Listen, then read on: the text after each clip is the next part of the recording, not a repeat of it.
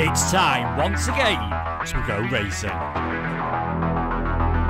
It does not get any better than this. The pressure is really on now. Yes, it's pole position. Lights out and we're racing in PSGL. The first lap has been absolute chaos. What an overtake! Oh no! I've never seen anything like it. Side by side again. This will be settled right at the end.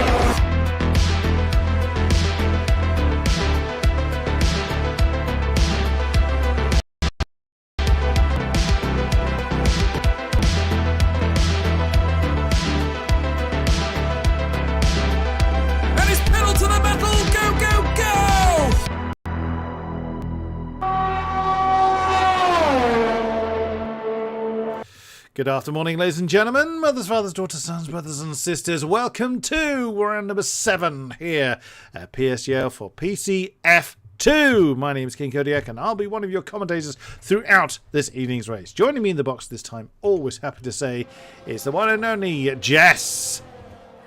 Hello, Chris. Good evening, everyone. We're in for another action-packed race in PCF2. The first time we've been to Jeddah in PSGL history. It's the longest street circuit on the calendar, 6.175 kilometres. The second longest circuit on the Formula 1 calendar after Spa. Spa, don't forget, is 7.004 kilometres as well. And this circuit is designed for speed. You can go flat out in some corners as well. And it has a nice adrenaline rush, which quite a lot of the drivers absolutely like as well. We don't have a clue how the drivers are going to fare today. It's completely new. Let's see which drivers have put the practice in. Absolutely. Let's have a quick rundown of who we've got. 18 drivers are with us for tonight's festivities. The F1 race yesterday was, as you would predict, very action-packed. The god himself, Jarno Watmir, once again dominating from the front. But let's see who we've got for F2. Carter Lundy is back with us in the Aston Martin. Jack West is yet to lead the pit lane. We have Jordan Poland is back in the Ferrari. Good to see him back with us. Oscar Villacampa in the second Aston Martin, yet to lead the pits. Jack Laverty in the Haas, not on circuit yet. Simon Perroni, will he get a break or will his car break? We will see. He is in the Alfa Romeo. Luke Smith is out there. There he is in the Alpine, in a nice big clunk of traffic coming through turns 14 through to 17. Bearing in mind this circuit has 270 corners. No, it doesn't. It has 27 of them, but it feels like it's 270. Primož Mikhlovic we had last time out. We welcome him back in the second Alfa Romeo. Joost Noordijk in the Mercedes, out on circuit, ready to do battle. Norbert Jakob in the Ferrari looks like he's going to be one of the ones to set the first time lap of the night. There he is in the second Ferrari. Duncan Hofland has invalidated his lap, which is a good trick on a street circuit. It is possible in a few places. You just saw a big runoff area there leading through the last few turns. But it's generally, if you run off the circuit, the wall is waiting for you with open arms. Jeffrey Ritchie is back with us, this time in a Williams. One of our reserve drivers here in F2. Thomas Ronhaar, championship leader in the McLaren, again on medium tyres, ready to do battle. Andre Turabukun, I actually had a chat with him earlier on for an article I was writing. Glad to have a chat with Andre and the troubles that he's had in Russia due to the current conflict. We're obviously not going to talk about the political situation there or anything to do with that, but it was good to have a chat with Andre and also with his team Shazoo. But he is with us in the Alpine, taking a bit of a cutting line there through. I'm going to struggle to keep up the corner numbers. 24, I think that was that he cut a little bit. Sam Corby is with us, and there we go. Norbert Jakob indeed, the first man to get time of the ball, 1:26.806. A name I'm not so familiar with, Danny Lusik. Welcome to you in the Haas. Glad to see you. He was there last week. He just used it. He just used his. He didn't use his full name. That's why I don't recognise it. So I'm not quite going senile, but I'm working on it. As Danny returns to us in the Haas. Good to see you with us. Ruben Pedreño in the McLaren, and Tom Martinez completes the lineup of 18 drivers. Yeah, Yeah, quite a few people were here last night in Jeddah for the F1 tier. Obviously, Tom Martinez, Joost Noordijk, Duncan Offland, Ruben Pedreña as well. So they've had some experience. Luke Smith also raced last night as well. And we saw people in the 126s, 125s, but Jarno Opmeer was on another level last night. He was practicing a little bit as well. It has a good potential to have some great battles, but also there's plenty of risks that the drivers will probably take today. There is quite a few blind corners as well, so knowing your braking references is absolutely key, and otherwise you could cut corners and invalidate, as other people have done. As Joost is currently on pole position with 26.5. We have got an Alpine who's about to line. Or he might be going into the pits, actually. He's probably going into the pits. And Jeffrey Ritchie, yep, it is Jeffrey Ritchie, who was in the Williams, not the Alpine, comes across the line, 126.374. So times are tumbling at the moment, but I'm sure they're going to find some more time as the session progresses, because again, not many people have raced around here on this game before. They only had since November to get some practice in. That's the thing, isn't it? With this circuit being brand new to the Formula One circus last year, this will be very much a path untrodden for our drivers. It's not in your racing DNA. It's not a Monza. It's not a Monaco. It's not a Silverstone that is on every single racing sim since the dawn of time. Obviously, Jeddah, being a brand new circuit, hasn't yet had the chance to be very, very well raced just yet. So, yes, I'm looking forward to seeing a number of cars detonated into the walls. I'm sure the drivers aren't. Although, like I said, when I spoke to Andre earlier, he was actually quite looking forward to tonight. And he said he put in a fair amount of practice for tonight's race. So looking forward to seeing what the young Russian can do. Thomas Ronhaar with the lead time on the medium tyres at 27.2. With Jeffrey Ritchie at 26.3. Now takes the top of the soft time so far. As we kind of saw in F1 yesterday, we're seeing a fairly constant stream of cars. I think most people are going to want to maximise their track time. I certainly would if I was in their position. But then if I was racing, I'd probably be in like F402.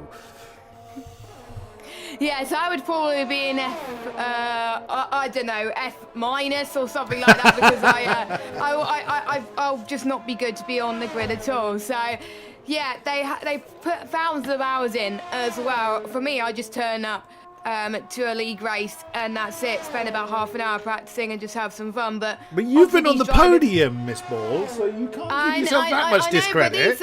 I know, but these drivers, they want to be in F1 esports in the future. Yeah. Pretty much all of them want to be in F1 esports in the future. So the more practice they get, just like we saw with the F1 testing in real life, the better that the drivers will become, obviously, when they get to race either in challenges or even at PSGL. Connor's just posted the updated standings on Discord, which is brilliant, so we can go through them now. Whilst people are on their outlaps and about to start, we got Carter Lundy who's just making his way through to turn 1. But Thomas Ronhaar is leading the way with 70 points. He's had 3 wins on the board this season. All 3 of them have come from pole position. That's quite common. He's had 6 pole positions. No, wait, 1, 2, 3, 4, 5. 5 pole positions this season, sorry. But he got a P3 in France where he didn't get pole position. Simon Perigny in P2 on 58 points. Very close to the win last week. Duncan Offland in 3rd on 41. Ruben Pedreña 4th on 31. Then we've got Luke Smith in 5th on 30, doing quite well. Tom Martinez in 6th on 24. Then we got Sam McBride on 22. He's not here tonight though. Joost Noordijk in 8th position. Oscar Villacampa 9th with 20 points. 10th is Norbert Jakob with 14. At Enfield 12 is Jack Laverty and Carter Lundy on 12 points. Then we have Jeffrey Ritchie and Danny as a reserve. They're 13th and 14th respectively on 11 and 8 points. We've got Jack West in 15th on 6. We've got Andre Tarabukin on 5. Sam Corby on 5 points. We've got Jordan Poland on 2 points. So with Primoz Miklavlev, I can't even say his name. Primoz Miklavich. That. He's on 4 points. We got Andreas Dormeyer and Paris Burrell on 1 point, and then we got Chana Kinchi, who's not here tonight, with yet to score. Quite a few people yet to score actually. But those are your driver standings with Thomas Ronhar having a 12-point gap over Simon Brigney. Yeah, those two, they're going to have a huge rivalry for the rest of the season. They do not have long left of the season. We've got 1, 2, 3, 4, 5, 6, 7, 8, 9 rounds to go. Even though it seems like a long way away, it does go by very, very quickly, doesn't it? It does, yeah. It really does fly by. But that goes to show that time flies when you really are having fun. It certainly flies for us. We hope that you lovely people watching along with us, either live or post-event, enjoy it as much as we do. Hello to everybody in chat tonight. Make it known who you're supporting. We do like to get our audience participation going, as well as Ruben Pedreño, our current poleman, brings his McLaren back into the pits. Thomas Ronhard, championship leader, is out there just coming through the banked number turn 13, weaving his way through. Let's follow him actually through his lap, although he's still on his out lap. That's Jeffrey Miguel. I always do that. I always think Jeffrey Miguel. That's one of his middle names. Jeffrey Ritchie, just getting out of the way. Of course, yellow flags there. The Aston Martin pair are quite close together, so that is Carter Lundy and Oscar Villacampa. Everybody except for Ruben Pedreño is actually on track. Ooh, Thomas Ronhar has just gone in the pits. He's left the session. That's why he's suddenly ripped. I wonder why I suddenly switched to Carter Lundy. I couldn't imagine my computer was listening to me that much that as soon as I mentioned his name, that the camera then automatically jumped to him. That was a bit of a surprise. But Thomas Ronhar, oh dear, trouble for championship leader. So he hasn't got long to rejoin the sessions as Carter Lundy bring his car into the pits. Let's follow the other Aston then. Oscar Villacampa. First a couple of turns then, very, very slow. Get your foot on the gas as early as you dare. Wander over to the right-hand side. You have got to flirt with the walls as much as you possibly can. As being there's 27 corners in this circuit, do not expect me to keep up with all the corner numbers. There are way too many of them, and I have not done this track. This will be the first time I've ever commentated here, so I will get it wrong. You have been warned. Right, into turn 13. That one is at least easy to know because it's right at the end of the circuit.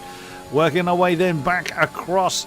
We've gone completely kind of northeast. We're now heading southwest as the Aston sweeps his way through corner after corner as Simon Perroni, the Frenchman, gets his name to the top of the board with the 26.145.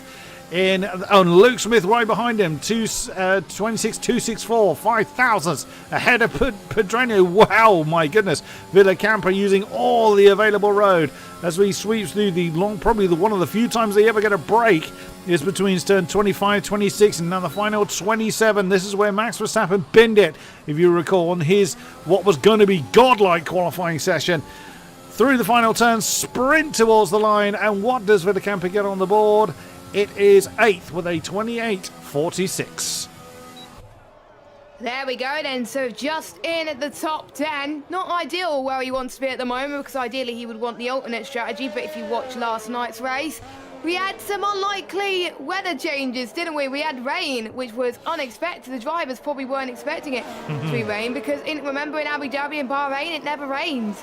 But Jeddah's probably like Singapore where it probably rains quite a bit of the time, and the drivers obviously have got to be aware now that they're probably practicing. It's uncommon, but it's not impossible, obviously. It's rare. It's not, exactly. I before obviously watching F1 last night, every time I go around this track, I always practice in the dry. So I've seen what F1 saw last night. Every Jeddah practice I do, I will do in the wet as well, because you never know what could happen. Got a few people on laps at the moment. We've got one of the Red Bulls, that's Sam Corby, who is currently in last at the moment. If he'll let me go on board with him, there we go. Past the final corner of turn 27. Is 127.127 puts him into P13, and then we've got the under McLaren of it's Thomas Ronhar, who is out on circuit again, which is good news because obviously he disconnected and he took that a very interesting line there as well. Full commitment from our championship leader as well, using all the curve as well. If I use all the curve like that, I usually tend to bin it, so they know what to do, they know their braking point, and they take it as faster as I would as well. But his teammate, Ruben Pedreño, He's going to be setting the next lap. He's third at the moment, not that far behind pole position. And he is pole position, 126.073. That is a brilliant lap, and I have to say, McLaren are looking quite good in testing in real life. They're looking good in this qualifying session here at Jeddah. But with Thomas Ronhard down in 14th, hopefully this can give him confidence that he could be up there too. Remember, he has had a disconnect already this session, so he's screaming on now through the back half of the session. It's purple, Sector 2.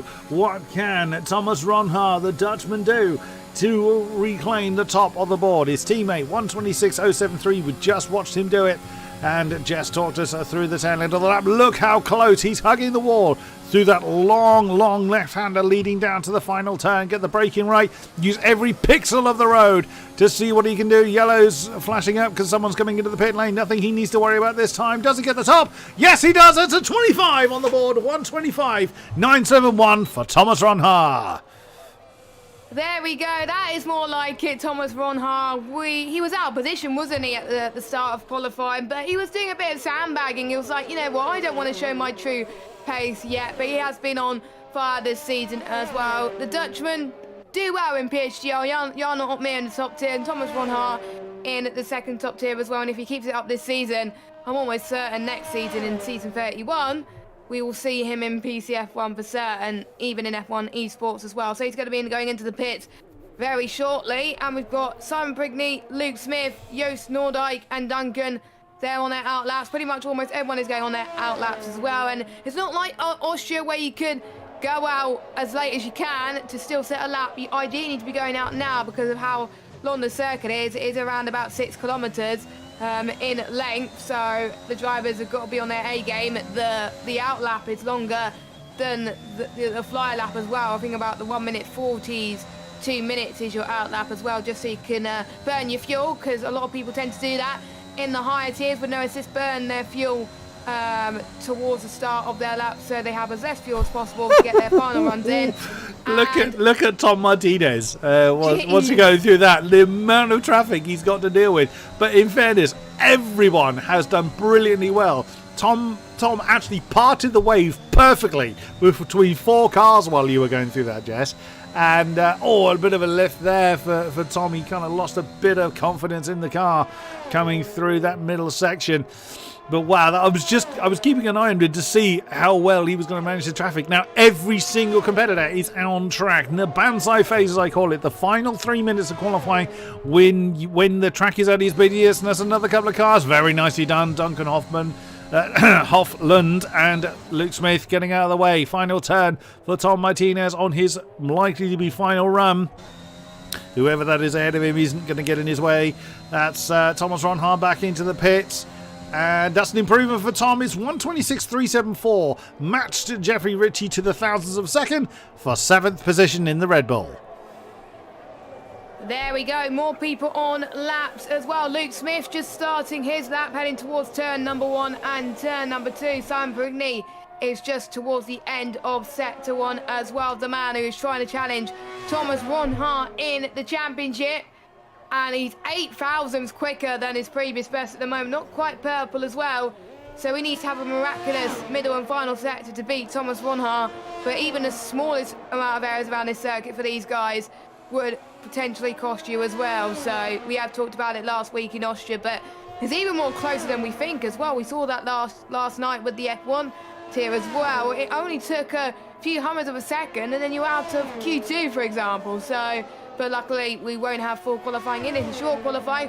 Purple sector 2 is Simon Prigney. Thomas Ronhard and Jr. can't go any quicker, so it's up to people lower down than them to set their laps. Prigney then goes past 24, 25 and heading towards the corner where, as Chris was saying, Max Verstappen pretty much binned it. He's looking good in the middle sector. Let's see what he is in the final sector. Across the line. Oh, not pole position, but very, very close, Chris. He split the McLarens. That's a 126.002 for Simon Pironi. Luke Smith has come back to the pits. He cannot improve. Norbert Jakob up to 6th. No, he wasn't. It was Primoz Miklovic. His retired his car. So he was up to 6th, but Duncan Hoflund has just beaten him to it. So Joost Noordijk is out there. Joost has slowed down, so he can't do any more. with his lap. Who else is out there? Jeffrey Miguel. Where are you? He's there. He is pushing, so still laps to be completed. From Corby, West, Lundy and Laverty, and Richie, I believe, are the ones still on a push lap. That was Laverty up to 13th or 26.5. Who's next? Seeing people going into the pits. No more completed laps there. So we ride on board with Jeffrey Ritchie still. He should be completing his last lap. No, he's backed off. He's out of it. So that is going to be your grid. It is Ron Hart from Pyrenees. Our top two of the championship will line up on the front row, followed by Pedreño and Smith on row 2. Joost Noordijk and Duncan Hofland on row 3. The Mercedes pair locking out row 3. Ferrari row 4 for Jakob and Poland. Richie and Martinez take on row 5 with Lusink and Villacampa on row 6. Jack West and Jack Laverty on row 7. Carter Lundy and Andre Terry on row 8 with Primož Miklovic and Sam Corby running at the tail end of the field. Oh my, the field separated by just shy of a second. Oh yes, please, we'll have some of this. Yeah, apparently, according to our F3 commentators, they just had their Jeddah race and it absolutely delivered for them. That makes us even more excited for this race to see if it delivers for us in F2. But just under a second between everyone, that is amazing. We've got the top 2 separated by 3/100th of a second, and then the top 6 separated by a small amount as well. That is absolutely crazy. That could be interesting in terms of strategy, in particular with the Mercedes as well. I think we saw with the 2 Aston Martins getting screwed up in the pit stops last week. Let's hope the Mercedes don't get screwed up here tonight as well. But Chris, I'll let you go through our qualifying results. Well, there it is again. So it's Ron Hart and Pyrenees, same colours of the flag, just turned slightly different direction. So it is Holland versus France up top. Then it's the Spaniard of Pedreño versus the Brit of Smith. Then it is the Dutch pair on the Mercedes of Noordijk and Hofland. Row 3. Then Jakob and Poland, row 4. And Richie and Martinez round out the top 10. Are we going to see rain in the race? It's not particularly likely. It's not impossible, as Jess was explaining earlier. What will we hold? Now, no one's given us a weather update. We have no idea. Are we going to see all the cars complete? I shouldn't think so. I mean, no disrespect to our drivers, but this circuit is very, very hard. And nope, there's not a hint of rain in the sky. There's more water in the lake than there is in the sky at the moment.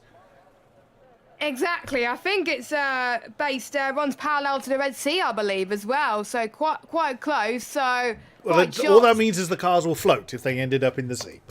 Exactly. So before we get started with the race, we've got a sponsor to mention. It got confirmed yesterday by Connor. So Connor was able to sort this out. So this race, for the next 4 races or so, this race is sponsored by Grid Rival, a new Formula 1 Fantasy League game that has unmatched research tools, simple team management with a new contract system, which I really like actually, detailed performance data and loads of engaging social features. You can head over and join our PSGL League on Grid Rival by using the affiliate link in the description below. So just a quick summary, we are sponsored by Grid Rival, a huge thank you to them, and we do have our own Fantasy League which you can sign up, which I'm going to do after the stream, so thank you very much to them.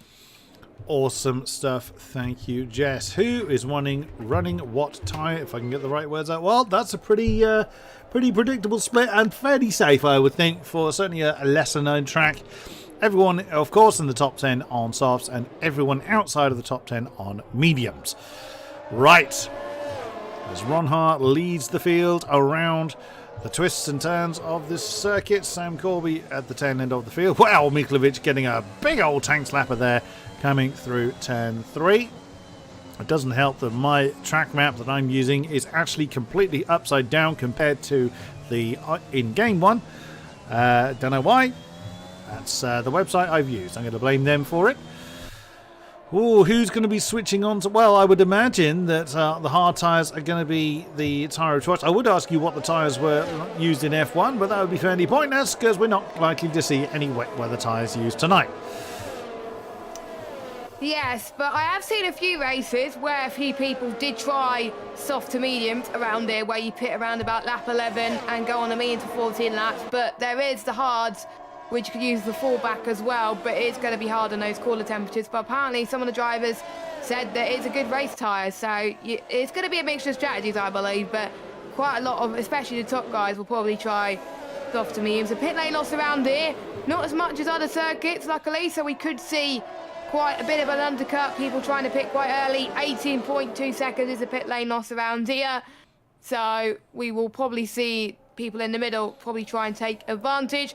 Watch out for Danny Lusink. He is the alternate strategy pole position. We'll see how he climbs up as well. He can take advantage of anything that comes his way. And he will be on the softer tyre at the end, which is 1.131 seconds quicker than the mediums. Ooh. Also watch out for Villa Camper as well. He's out of position, but he's a very quick driver. And pretty much watch for anyone outside the top 10 to see if they can climb up to where they started, because the F1 guys prove that you can overtake even in the wet. So should be very, very exciting. So let's get started with the race. And who will take the win? Will Thomas Ronhart add another win to his list? Will Simon add a win to his list? Or will it be somebody else? We'll find out in just under 45 minutes time.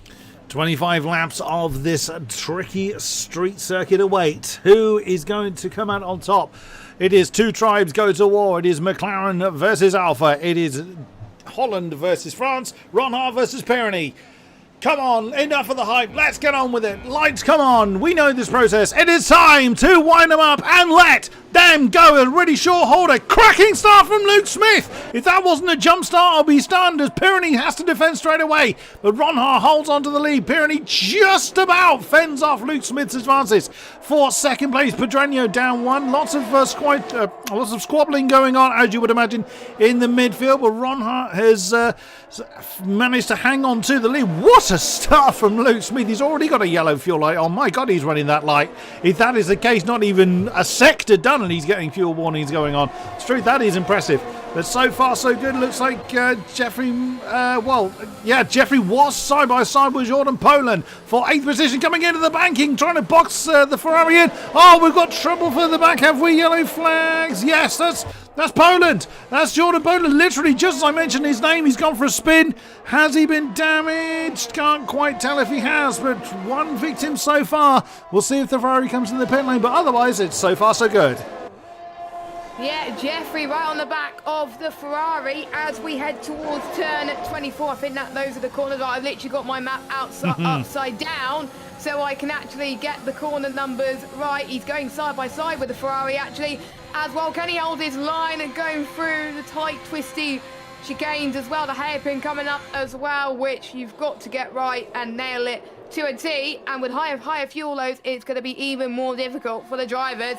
But Jeffrey Ritchie stays ahead of Norbert Jakob for now. The closest on track, Simon Frigney, 1/10 behind Thomas Ronhart, and is very keen to get past the man who is fighting him for this F2 championship on the PC side as well.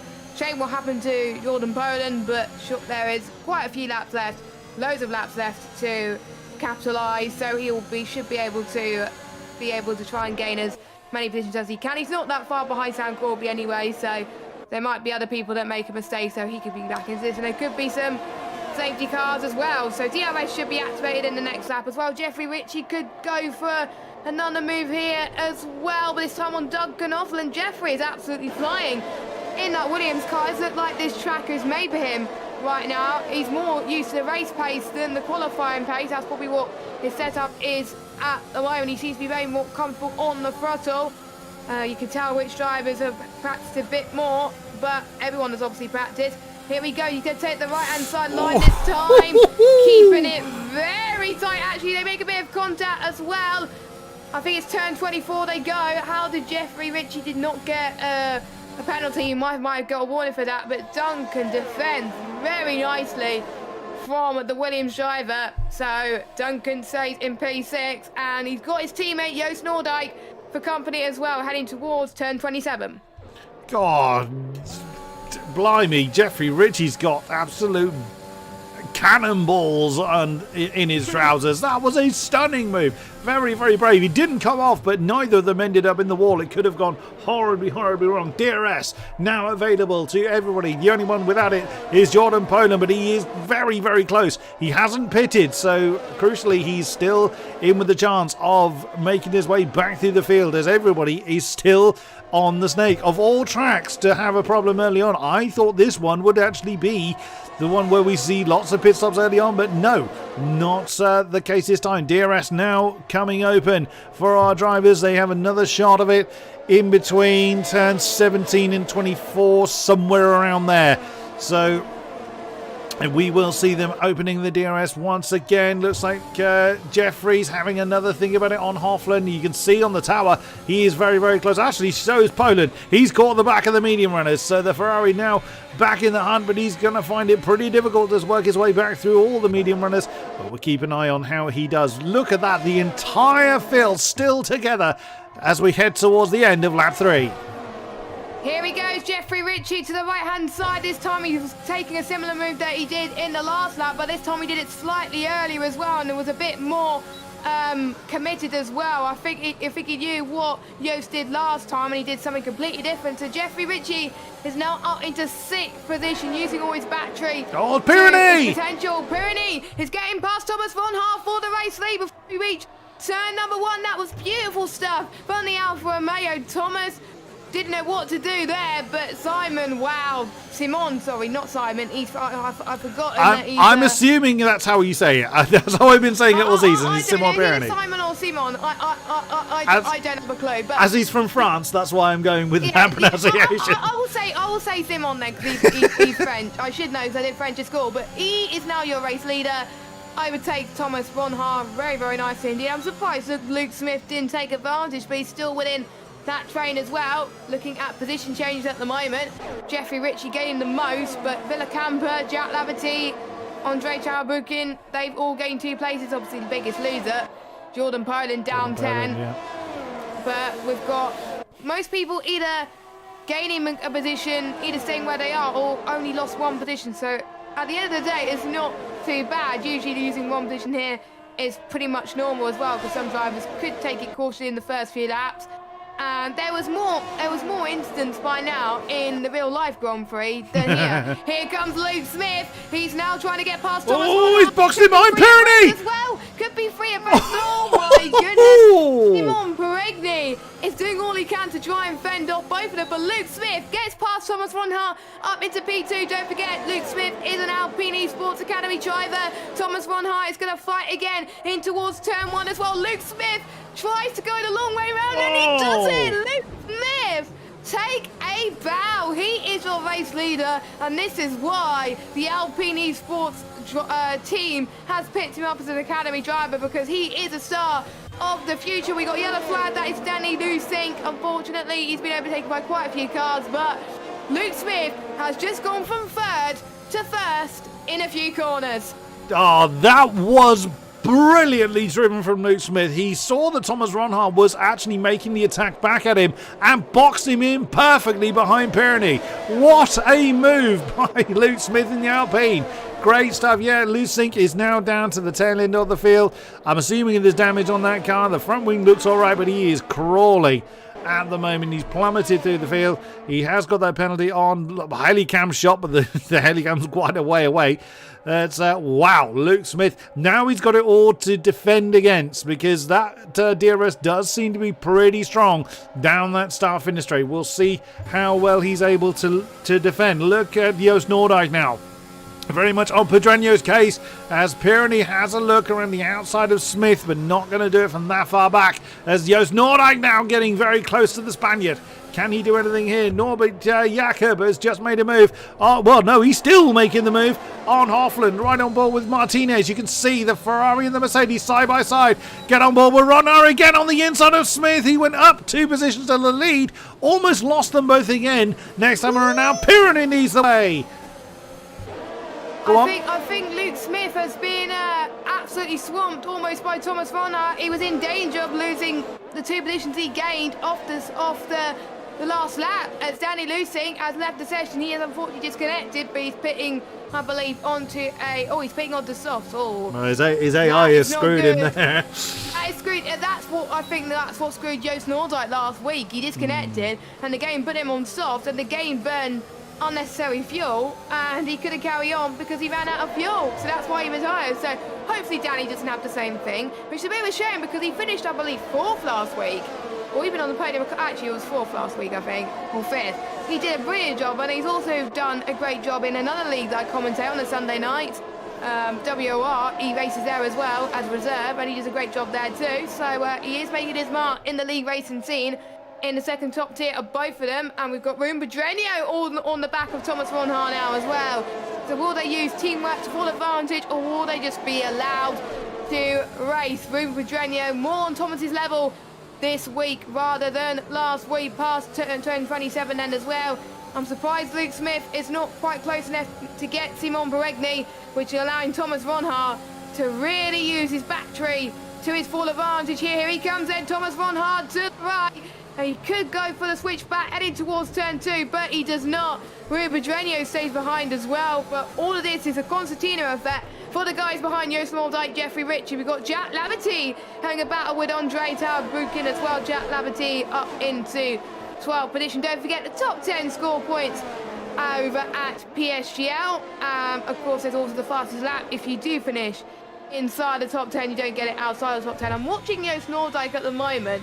He's using less ERS compared to everybody else. He's on 76%. So once the drivers start to use most of their ERS, maybe Joost and Ruben Pedreño especially, they could take full advantage of us. And because it's not a lot of tracks, a lot of pits of this tracks are full throttle, like you were saying earlier, Chris, there's not much chance to actually charge your battery, but there's more chances obviously compared to Austria, where Austria there's only a few braking zones, but there's more braking zones here. But less than other tracks, I have to say as well. But look at Ruben Pedreño. He's got the DRS. I'm just trying to see if Thomas Ronhaar has a DRS.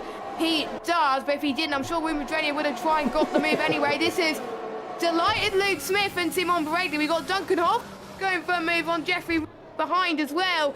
That was brilliant stuff. Duncan Hoffland up to 6th. So we got both the Mercedes running in tandem at the moment. Thomas Ronhaar pit, Chris. So does Jeffrey Ritchie. I wondered if he burned the best out of those tyres because he was beginning to fall back from the soft runners. So now the pit stops are starting to happen. 3 of them in now. That's Ritchie, Ronhaar and Jordan Poland. 3 soft starters in, leaving the rest, the top 7 ready, continuing to battle out as well. Martinez was fighting against Norbert Jakob. They're out of DRS range from the top pack. Also keeping an eye on Oscar Villacampa, the lead medium starter. It was Danny Lusing. We've lost him from the session, but my goodness me. And then, wow, the Red Bull absolutely flattens the Ferrari, screaming down towards the banked turn 13. Wow, Martinez didn't need a second invitation at that one. But now I'm expecting a big stream of the top of the remaining soft starters to all come in. Yeah, going back to what you were saying about the ERS uses, yes, you're absolutely right. There are more braking zones, but they're all really, really short. So ERS management is going to be really, really difficult, particularly for the front runners. But, of course, if you've got the slipstream, you don't need to use as much battery. Pedreño's battery looks barely touched, whereas Simon Perronet's is below 20%. So he's really going to be struggling. As they now coming down towards the final turn yet again. Top 4 very, very close together. I would think the top 4 are all going to come in at once. Do they do so? No. Pironi does.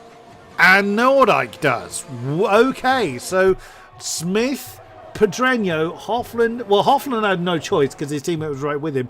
Who's the third one? Oh, Norbert Jakob has just come in as well. So where's this going to put Pironi in relation to Ronhaar? Whoop, as on my camera, Pironi and Noordijk nearly run over one another.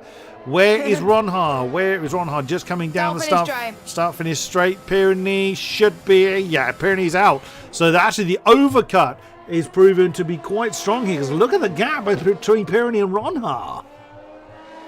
And even the likes of Joost Noordijk and Norbert Jakob is ahead of Thomas Ronhaar as well. So we weren't sure the undercut was going to work. Originally we thought it was, but I think it goes, not this time, which is probably why the likes of Luke Smith, Ruben Pedreño, Duncan Hoffman and Tom Martinez have stayed out, and usually it comes back to bite them, but today I think they realised they made the right decision. They do, some of these drivers do have Jeffs, as in real life engineers, usually their friends or their eSport team members helping them in a Discord call, so they know what the other drivers are doing. So this is music to Luke Smith's ears and Ruben Pedreño's ears as well. I think Ruben will be in a party with his teammate. I'm almost certain of it. That we may be completely barking up the wrong tree. Thomas Ronnar had damage. There's a couple of people in chat. Thank you for that. So Ronnar had a front wing change. That's why he's so far behind. Thank you, people in chat. Thank you indeed, because of course we can't see their streams, so we're a little bit busy with this one. Tom Martinez has remained out. Has he done that a bit too long? Because he's now got Oscar Villacampa, who will not want his face full of Red Bull at the moment. He will be wanting to get out there and get on with it. But let's see, where does Luke Smith reappear in relation to Simon Perroni? Oh, it's close! Side by side! Luke Smith! Oh my goodness me, by the skin of a pixel, has remained ahead of Simon Perroni. Whoa! Maybe there is value in the overcut. Either way, that was close. Well, at least that proved a point, kind of. We weren't completely barking up the wrong tree. I think you're trying to democratically say. That was what I was trying to say. But Luke Smith, you can tell he's put in a lot of practice for this event. I think more than anybody. I think for the race, he probably hasn't put as much into qualifying, but the race, he knows about the strategy. He thought of the reason why he should stay out, and that is amazing. And he's already 5/10 of Simon Perroni as well. He's just got to try and defend of Simon Perroni as well, because he got the lead earlier on in the race, but he got overtaken again. He doesn't want to be in the exact same position again, as Villacampa has overtaken Tom Martinez. So Tom Martinez's sauce is starting to die. Yeah, Tom let him go there, because Tom went to the outside line. But he stayed out. Why has Tom Martinez stayed out that long? Oh, all right, he's now going to jump back ahead of the Aston Martin. As right behind, Jack Laverty and the two Jacks are swapping round. So Laverty now ahead of West. Haas leading Williams. Oh, as Laverty nearly went a little bit too deep. As Perroni and Luke Smith have now swapped round in a dance that's no doubt going to continue until the flag falls on that start-finish line. Niels Nordic, Ruben Pedreño right with it. Duncan Hoffland as well is in that mix. There's Norbert Jakob. There's 3 seconds behind that what's going to be overall lead group. And there is Thomas Ronhart, 1.2 behind with Jordan Poland ahead. Oh, Pedreño has added his name to the penalty board. Oh, that's going to hurt come the end of the race. If they're still bunched up like this, Luke Smith doing what he can to stay right with Simon Perroni at the moment. Oh, my goodness me. What a showdown we've got. As Jack West now adds his name to the penalty board. Those penalties are going to really, really hurt towards the end of the race.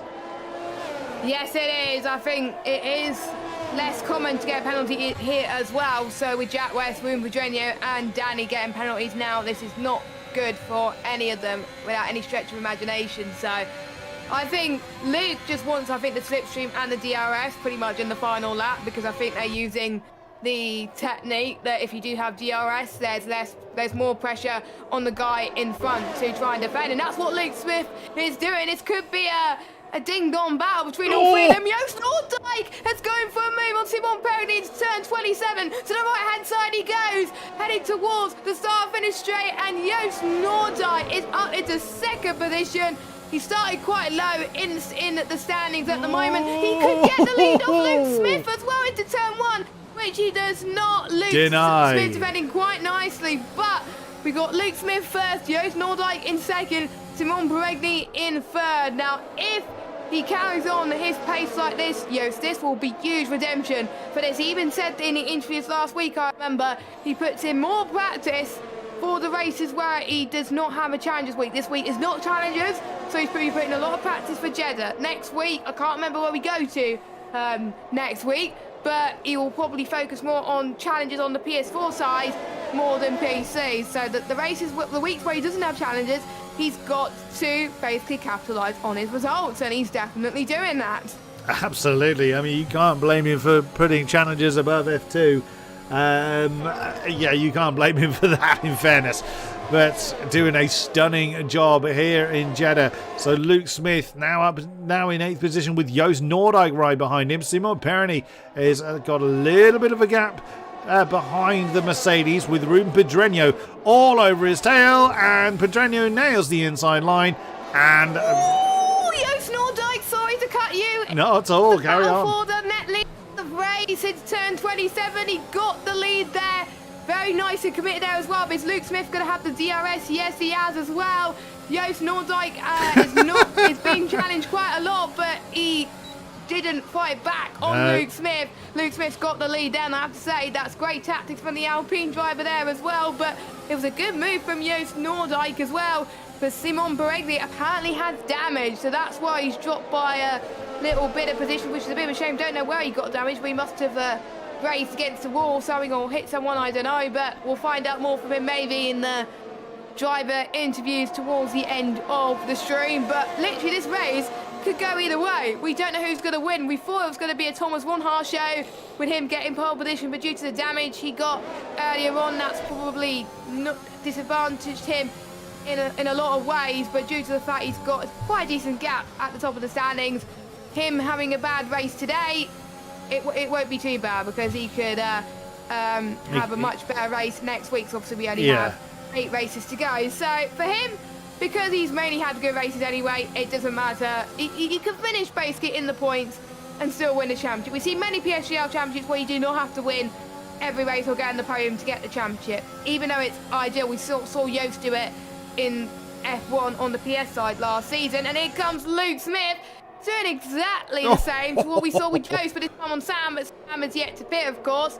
As speaking of pit stops, Andre Tower Booking is going into the pits, and so is Sam as well. I believe they will be going on to the soft compound, the tyres, until the end. And then we've got Ruben Pedreño almost trying to get past Joost Noordijk there, but he does not there. So well, I have to say, I thought we were going to get more incidents in this. PCF2, this is absolutely amazing. Take a bow. Yeah, absolutely. I thought we'd have a lot more detonated cars by now. I'm also surprised the medium starters haven't gone a bit longer than they have. But then I suppose by lap 7, the softs were coming in, so about 12 is probably about right for the medium tyres. So and for almost everyone except for Oscar Villacampa, who started on the medium tyres, have now ditched them for a set of softs. They are being led now by Jack West in 11th. He's got himself a bit of breathing space between himself and Jack Laverty, who's having an argument with Carter Lundy for 12th. As you can see there, as Jack West is honing in on Jeffrey Ritchie. So that battle for 10th is reigniting. Ronhar and Norbert Jakob are still arguing for what is now 7th position. But Luke Smith, my word, what a great performance he's putting in. And I mean, this could, if he carries on like that, this would be his first win of the season, if memory serves, if he manages to take it that far. Win in the top 2 tiers as well. Oh, very nice. It's Noordijk. Joost almost got the job done there as well, but I think he saw what Luke did a few laps ago, because Joost wanted the DRS, so if he makes his work and try and gets past him in turn 1, then that tactic he did there would really help him as well. But here comes Joost Noordijk into turn 1, but Luke Smith is ready for his life. But look at this, Joost Noordijk trying to get the switch back on him, but it doesn't work. It leads him to no avail, unfortunately, heading to most of them are 90 degree left or right handers as well, so very, very cautious there as well. But most people are keeping to the curves as much as they possibly can. That is where you gain the most speed as well. If you are too far away from the curbs, that's where you lose more speed, and more people will try and overtake you. But this battle's going to go on and on until the end of the race, and everyone that has pitted just now, as I was saying earlier, have gone on to the soft tyres. So the strategy that I thought was going to happen did happen, but slightly earlier than I thought. But it happens sometimes. But it is good to be in strategy, or maybe just soft strategy. So if you still got your race to do on Sunday or Monday, then we've kind of given you tips on what strategy you should do. Oh, Jack West is dancing all behind his Williams quote-unquote teammate of Jeffrey Ritchie. He's bouncing all over the place as Primoz Miklovic now adds his name to the penalty board. Jack West is determined to get past. I mean, I'm a little surprised that Jeff hasn't let him through. As side by side. Oh no! Contact between Pedreño and Nordyke on that final turn. Oh no! It was Nordyke. He's in the pits. He was pitched into the wall. Pedreño in the pits as well. Their race has been completely compromised. Oh no! Pedreño has retired his car. As a result, that's a new front wing for Nordyke. Oh my goodness me. Well, did we not talk about having issues? Look at Norbert Jakob. He's got an absolute snapping. Baccabarana's right with him as Jack West has not only... Wow, Jack West has managed... Yeah, wow, we completely missed that with what was going on with Pedreño and Nordyke. He's managed to... Oh, as he's trying to get past Jakob now on the inside line, coming down towards 13. He's going to have him. My word, Richie is now down into 13th. Jack West is now up to 4th. Don't forget though, Chris, the softs at this point, fresh softs, is about 1.131 seconds quicker than the medium. So wow.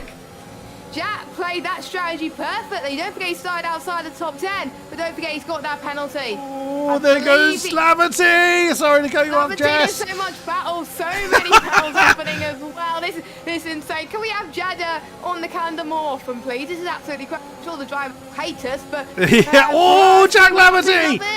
Oh, Jack Laverty is on it. He almost hit Norbert Jakob there to... fruition at the moment. Here he comes, Jack Laverty, the right-hand side. Oh! Here he comes. Oscar Villacampa.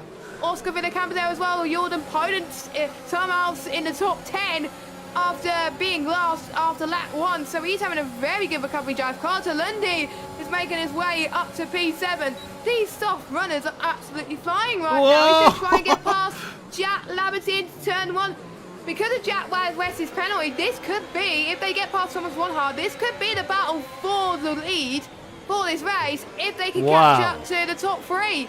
So, I literally, Jack West, he's came from Xbox. I've commentated on quite a few times on Xbox, the XBGL tier when I was an Xbox tier.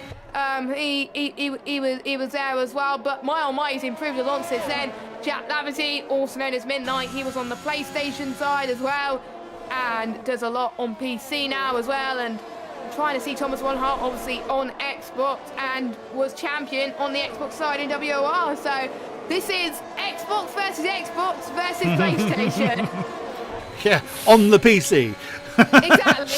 exactly. I know Thomas Wanhart still races on Xbox, but I don't think Jack and the two Jacks don't race on their respective consoles anymore. They just race on PC, but. Yeah, they're doing a stellar job, but imagine where Wanhart would have been if he didn't get that damage. He would have been leading by quite a way, I think. I'd have thought so. On board with Andre Terry-Buchan. Oh, he's gone into the back of Miklovic. Hopefully that hasn't caused him too much damage. There's Poland as well, side by side with Jakob. And that's Hoffland and West swapping round. DRS down that main straight. He's going to be powerless, and Ronhart follows Jack West through. Now, Ronhart's not going to have an awful lot of power to try and keep up with Jack West, but he's going to try anyway. There's Jordan Poland on the penalty board again. Jeffrey Ritchie in the pits. Oh my days. We were talking about, we were surprised there weren't many incidents. Now they're having all of them. Yeah, I think we should say... Oh my God! Duncan Hoffland, my word! Hoffland has gone off a little bit there. He's been passed by both of the Aston Martins. Renner Campbell all of a sudden, wait, let's get the position changes up, because I want to see the position changes.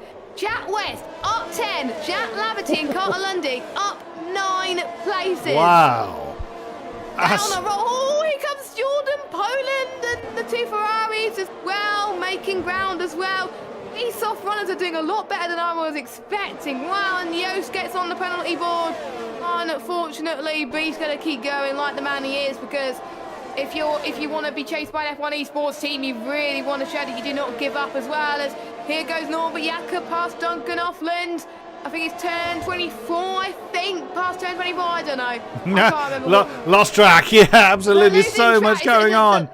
The map is upside down, that's probably why. Yeah, but there we go. There's moves we're going to being blame made. that. And we're almost on lap 19 and 25. This race has gone so quickly, so... Hasn't it And just? Luke Smith, 3.9 seconds Yeah. behind Sim Pugni, and Jack West has got past him. He has, yeah. Jack West has managed to get past him on parity as Miklovic and Poland swap around for 8th position. And no way we can keep up with all the action going on. Andre Terbukin and Norbert Jakub having an argument coming through the first few turns for 10th position, with the Russian losing out on that one in the Alpine.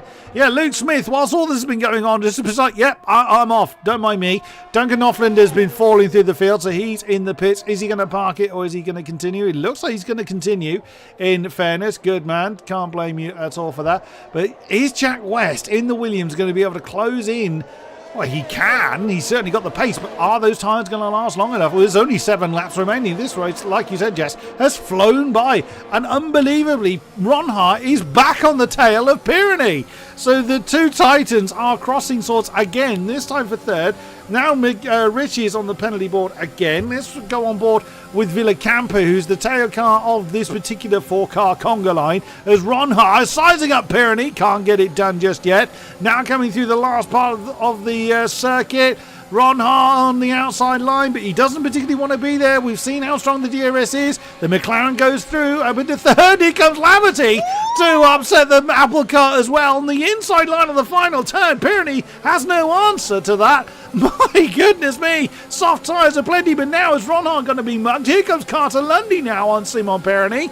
I usually try and write post-race articles about this. I have no idea how I'm going to write this one.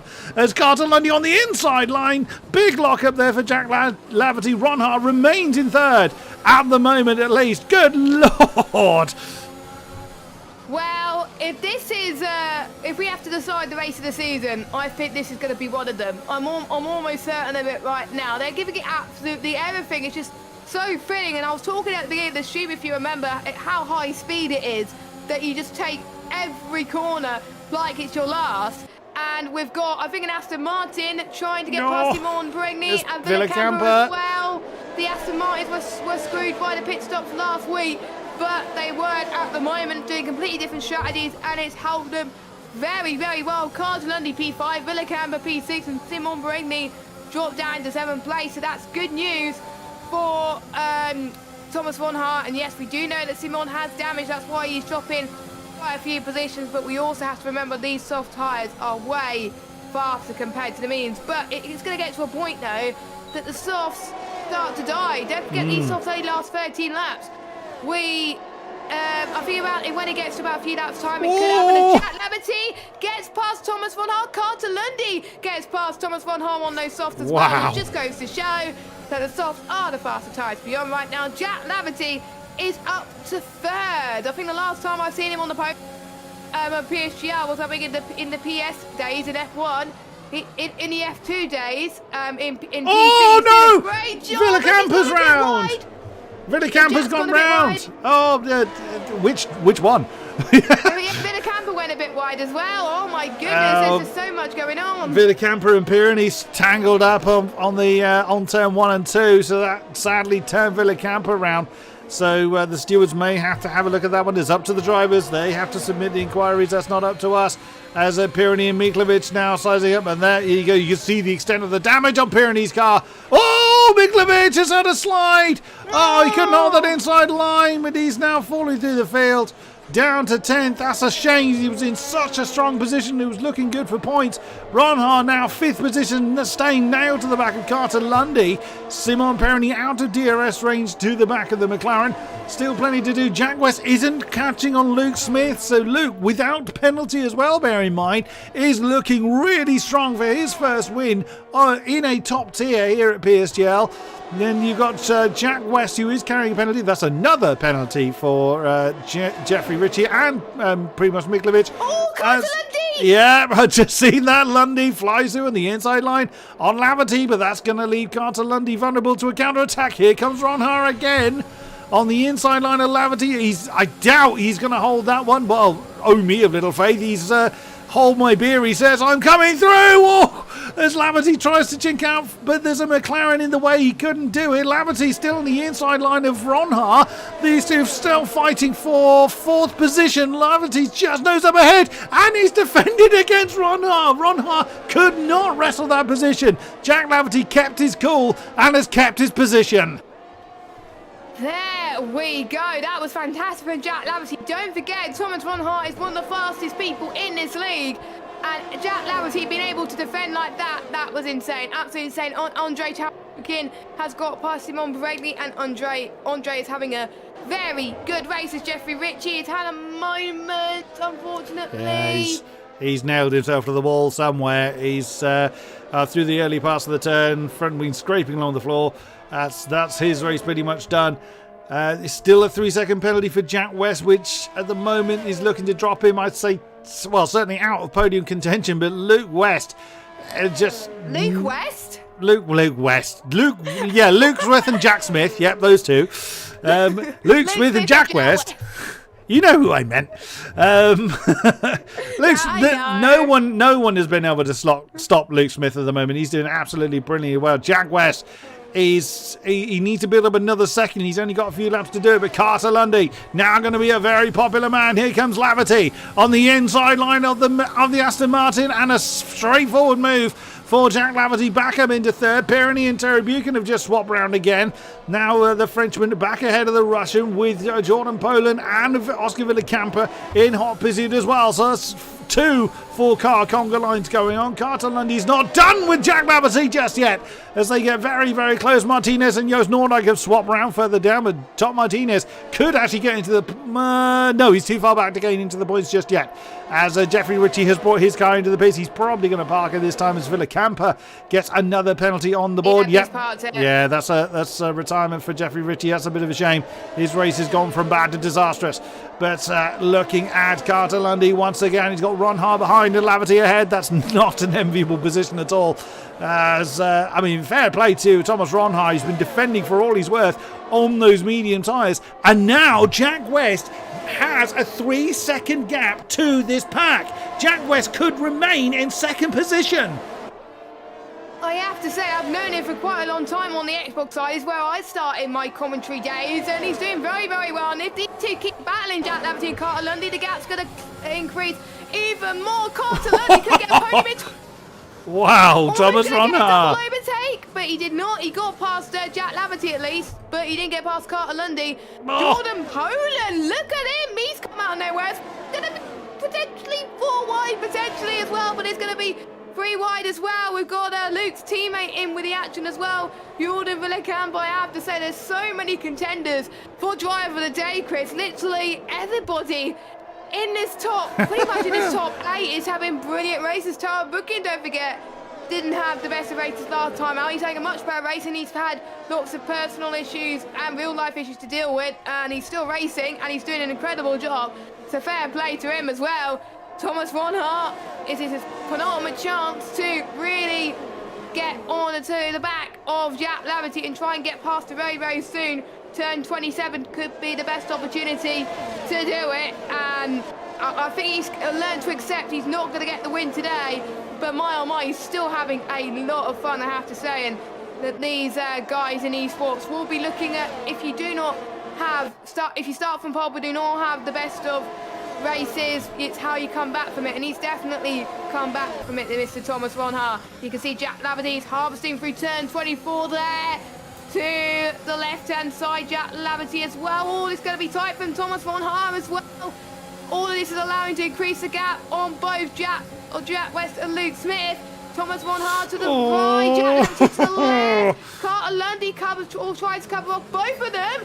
Carter Lundy's got Jack Laverty back there. Wow, well timed for Carter Lundy, but will Thomas Ronha, surely he's got the move done. Surely he's got past 1. Is he going to get past 2 in the turn?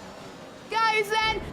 Oh! My word! That will be a lovely desync going on there as we go. Well, there wasn't between Ronha and Lundy as Ronha now sent to the wall.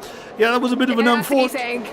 Yeah, they're definitely decent going on there. That's a great shame. We never want to see it, but Ronha, because of that incident, has dropped to 7th as he's been absolutely mugged now by those that have recently pitted. Jordan Poland looking to try and get past Lundy and Tarabukin having an argument. Andre Tarabukin on the alternate strategy is facing a potential podium as the leaders have started. We're on the final lap of the race. Luke Smith leads away Joost Nordic. Another penalty on the board. Jack Ball! Tarabukin just nudges Carter Lundy, but the Aston Martin holds on to that 4th position. My goodness me, it's anyone's guess who's going to get that final podium position. Luke Smith looks set to win. Jack West looks set for 2nd, even with his penalty. But Jack Laverty is in the best position to seal out the podium. But Andre Tarabukin still has something to say about it. Screaming down towards the penultimate, towards the final turn. Oh my goodness, Jack Laverty on the inside line. Your winner for this race is Luke Smith. Carter Lundy's just gone up to 3rd. Laverty's down to 5th. Can Andre Tarabukin do it? Sprint to the line. The Russian. Oh no, Carter Lundy has just squeezed out Andre Tarabukin for that podium position, but only just. My goodness me, Carter Lundy has claimed that 3rd position by what must have been the narrowest of margins. Oh my goodness me. That was absolutely unreal.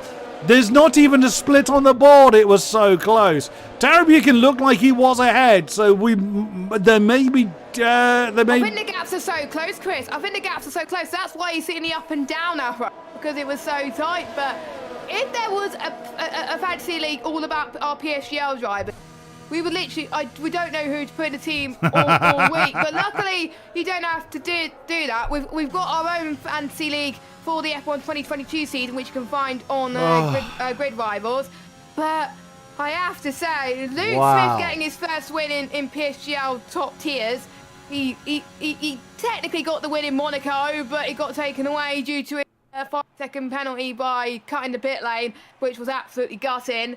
But I'm so glad that he's got a win in the 2nd top tier now. Surely that will open so many doors for him. Jack West as well. He even said to us that he didn't think he could compete against the top guys in a high division with a high caliber driver as well. Jack West, my friend, you have proven that. And of course we got Carter Lundy, who at the start of the season he was in F3.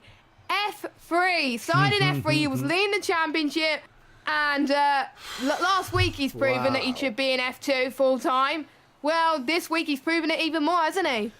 Oh, yeah, totally. So, before any kinds of steward's intervention, Luke Smith from 4th on the grid has taken the win. Jack West from 13th has finished 2nd. Wow. There seems to be some debate about who's taken 3rd on the board, as you can see, by 6 thousandths of a second. At the moment, it is with Carter Lundy. That one may go to the stewards, but that was from 15th on the grid.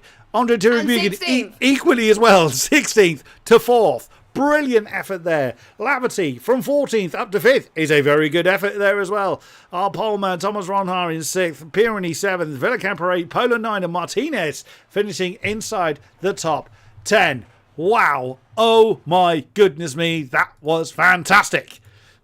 Well, the F3 commentators were hyping to us about the Jeddah race. Always going to be fantastic, they said, but they were definitely right there. Jeddah absolutely delivered on PC for the last 2 nights. And if you want to check out some more Jeddah action, well, we've got some more on Sunday night with the F10 tier and on Monday night with our PS tiers, the top PS tiers on Mondays. But before we end the stream, we've got some interviews to do. Oh, here we do. And we have got the Williams of Jack West. Jack, are you with us? Hello. Oh, my God, sir. What a run. Yeah, can't believe it. Says the person that's felt he couldn't be competitive at the top of the tier. Well, take a bow, sir. You cannot say that you entirely lucked into that, because this circuit is not exactly short of needing skill to navigate well, and you did it brilliantly.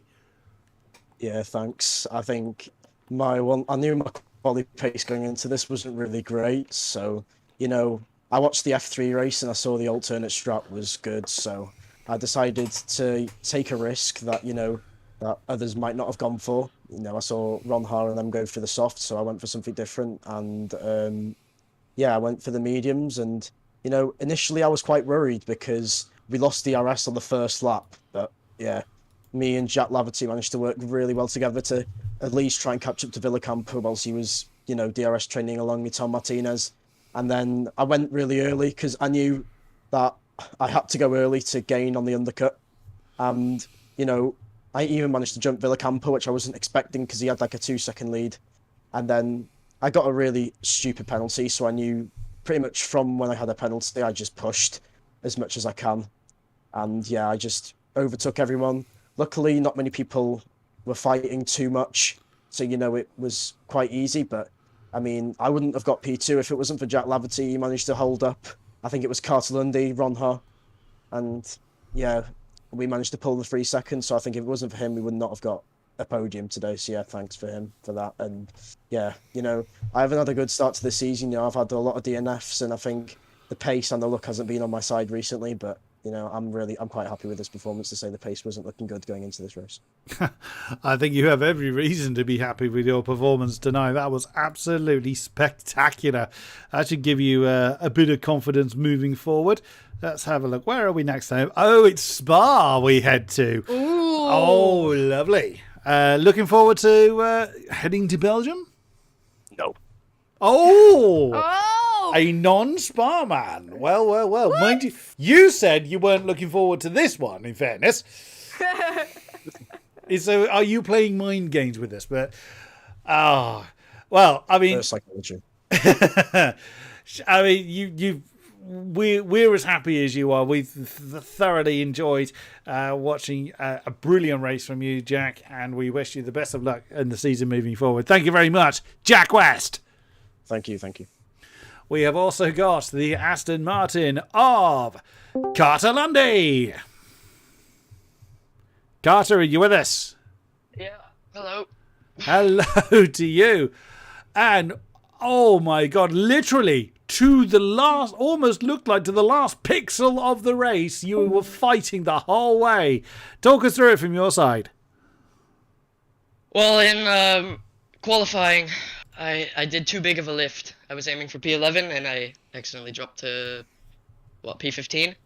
In the race, I knew the strategy, I knew everything I needed to do, and I knew battery management was going to be super important. And yeah, throughout the race, I was like above 70% while most people were flashing.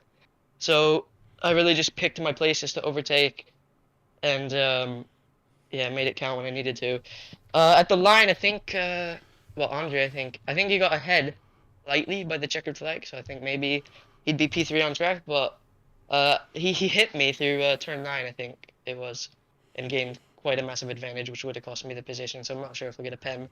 But, I mean, it was a great race anyway. It certainly was. Me and Jess have been absolutely shouting our lungs off, trying to keep up with all you absolute nutters out there. It's been very, very difficult to keep up with, but wow, what a show you put on. Next time out, it is Spa. So are you looking forward to that one?